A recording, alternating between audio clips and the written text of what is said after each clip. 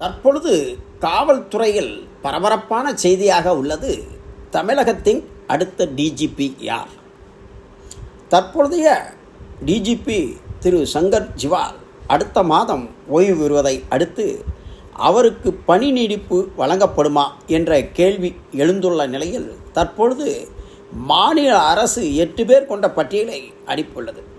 அதில் மத்திய அரசு குறிப்பிட்ட சிலரை தேர்வு செய்து தமிழக முதல்வருக்கு அனுப்பி வைக்கும். அதன்படி ஒருவரை முதல்வர் தேர்வு செய்வார். தற்பொழுது மத்திய அரசு அனுப்பியுள்ள பட்டியலில் சங்கர் ராய் ரத்தோர், ராஜீவ்குமார், சீமா அகர்வால் ஆகிய 3 பெயர் உள்ளது. இதில் முன்னாள் சென்னை மாநகர காவல் ஆணையரான சந்தீப் ராய் ரத்தோருக்கு வாய்ப்பு குறைவு என தெரிய வருகிறது. இவர் 1992ஆம் ஆண்டு ஐபிஎஸ் பிரிவைச் சேர்ந்தவர். ஆனால் தற்பொழுது முதல்வர் அபாய்குமார் அல்லது சீமா அகர்வால் இந்த இருவரை மட்டுமே தேர்வு செய்து வைத்திருப்பதாகவும், இதில் சீமா அகர்வாலுக்கு வாய்ப்புகள் அதிகம் என்றும் தெரிய வருகிறது. இதனால் லத்திகா சரணுக்கு பிறகு தமிழகத்திற்கு பெண் டிஜிபியா என்ற கேள்வி எழுந்துள்ளது.